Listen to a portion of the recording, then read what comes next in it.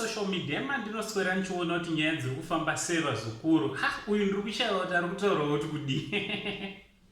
Uyu anonzi DJ Mandla muzukuru wangu zvake ka. Ko vazukuru vangu ndingavadii ndozvavari vamwe vachona. Chimbonzwai zvaari kutaura kuti zviri kunzwike here. Inzwai.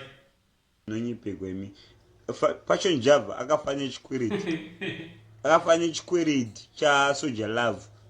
Akamupromisa Benz.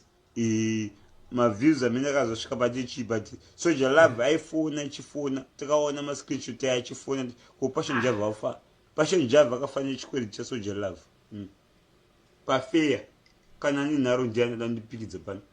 Passion Java akafanya chikwiriti cha Soldier Love. Passion Java. Mazunziro wazukuru munotowa kudii nezvikutorwa naDJ Mandla. Hanzi Passion Java akafa asina kuti akafa ndiani papa. Soldier Love kana kuti Passion Java wazukuru ndiani akafa pakati pe2 ndiani akafa jerejere. Ina ndichazive ndinanditi ndichitoti maswera sei kwese kwamuri vazukuru vasekuru Saint. So chiterera kana ungasati wasubscribe pa Saint TV mukana uchiripo subscribe, turn on your notification bell kuti pega patinouploada ma videos you will be notified. Anditi so nyaya mainzwa vazukuru ari kuda kuti zvoni Soldier Love akafa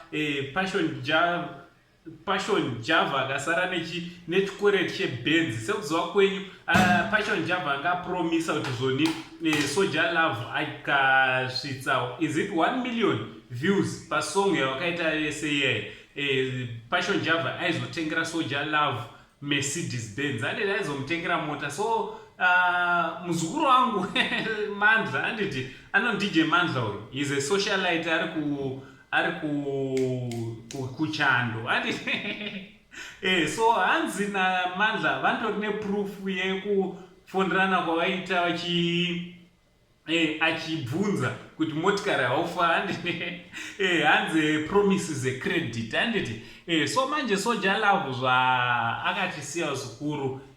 Passion Java achadiniwa zvichafamba sei kana zvakuenda kuna Chimama Lisa, because now zikuradza kuti Bounty Lisa they are now in good books na Passion Java anditi so muri kuona kuti nowadays Passion Java ari kungoimba Bounty Lisa anditi so amene munozvionawo sei vazukuru nyaya iri kutaurwa naDJ Mandla. Ngataura namacomments kuti munofungei nenyaya iyi yataurwa naDJ Mandla.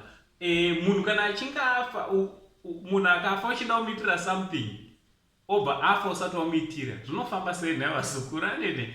Ngataura namacomments from Uncle saying the only Zimbabwean uncle pane zvino ndobva ndati much love.